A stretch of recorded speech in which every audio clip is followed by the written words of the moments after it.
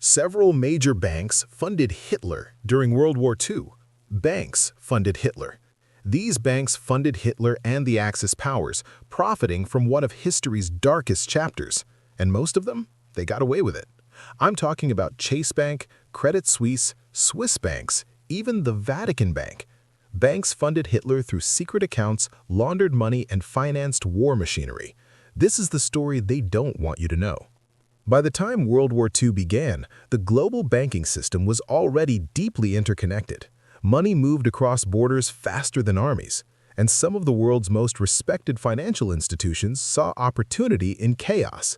While millions suffered, these banks funded Hitler and the Axis powers, choosing profit over morality. Let me show you exactly how they did it.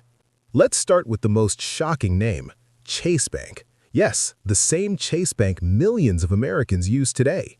During the 1930s and early 1940s, Chase had branches across Europe, including in Nazi-occupied France. According to HistoMoney researchers, Chase's Paris branch froze Jewish accounts under Nazi orders, preventing Jewish clients from accessing their own money. But here's the twist. While they froze Jewish accounts, Chase helped German businesses move money freely. They processed transactions for Nazi collaborators. They facilitated the flow of capital that supported the Third Reich's war machine. Banks funded Hitler, and Chase was right there in the middle of it. But it wasn't just Chase.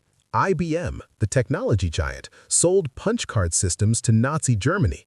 These systems helped organize the Holocaust, tracking prisoners, organizing deportations, managing the logistics of genocide. IBM's founder, Thomas Watson, even received a medal from Hitler in 1937. And the company? They kept doing business with the Nazis until 1941. The money kept flowing. Banks funded Hitler, and corporations like IBM provided the tools. Now let's talk about Switzerland, neutral Switzerland, the banking haven that claimed to stay out of the war. Swiss banks became the vault for Nazi gold. Billions in looted gold, stolen from Jewish families, plundered from occupied nations, melted down from wedding rings and tooth fillings. All of it ended up in Swiss bank vaults. Banks like Credit Suisse and Union Bank of Switzerland accepted this blood money without question. They knew where it came from. They didn't care. Banks funded Hitler by storing his stolen wealth, giving the Nazis a financial lifeline that kept the war effort going. The gold wasn't just sitting there. It was being laundered. Swiss banks converted Nazi gold into international currency, allowing Germany to buy raw materials, fund operations, and sustain the war economy. Without Swiss cooperation, the Nazi war machine would have run out of money much faster. Historians estimate that Switzerland handled between $400 million to $1.7 billion in looted Nazi gold. That's over $20 billion in today's money. Banks funded Hitler, and Switzerland made it all possible.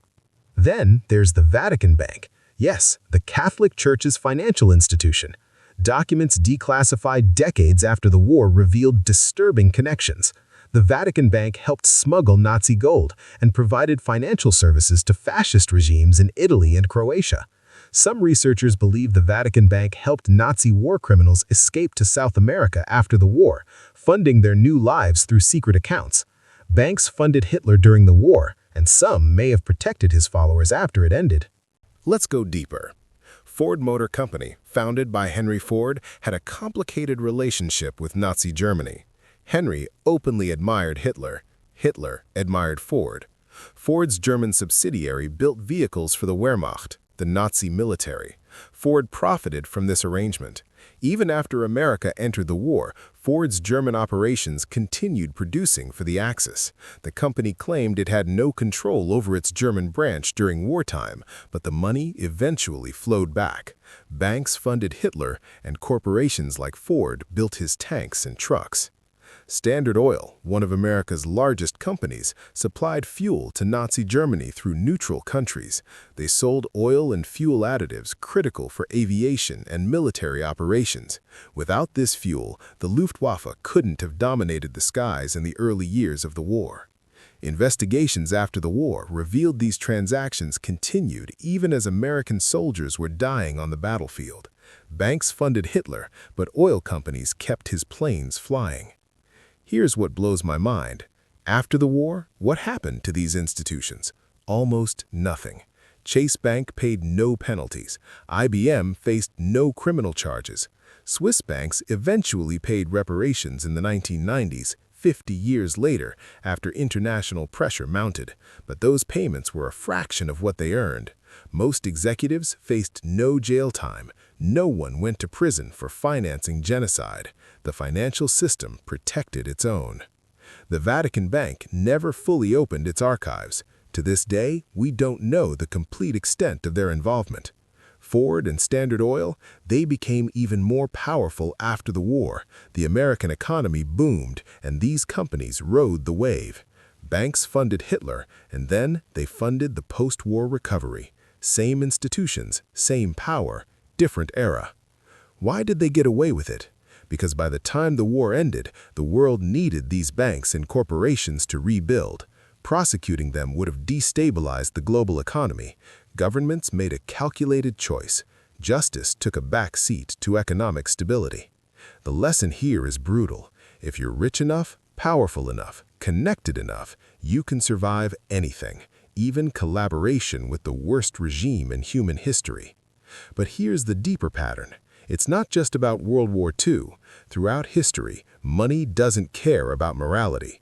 Banks financed slave trade, they funded colonialism, they enabled apartheid, they laundered cartel money, they collapsed economies in 2008 and got bailed out. The faces change, the names change, but the game stays the same. Banks funded Hitler because they saw profit. Today, banks fund wars, resource extraction, environmental destruction. The methods are cleaner, the PR is better, but the core logic hasn't changed. Capital flows where it can grow, regardless of human cost. So what can we learn from this? First, never assume institutions are moral just because they're powerful or respected. Second, follow the money. If you want to understand any major historical event, look at who profited. Third, accountability is rare when it threatens the powerful. Most of these banks and corporations faced minimal consequences because dismantling them would have hurt the very people investigating them. And finally, the patterns repeat.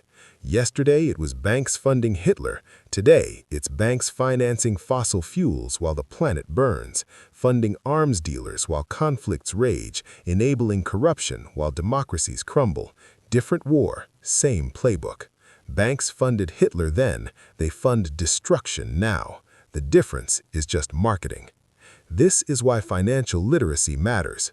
This is why understanding history matters, because the people who control money control power, and power, unchecked, will always choose profit over people.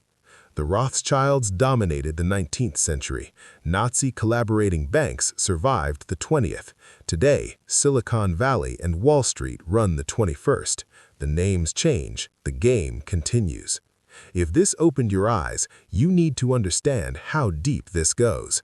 The financial system isn't broken, it's working exactly as designed, for them, not for you.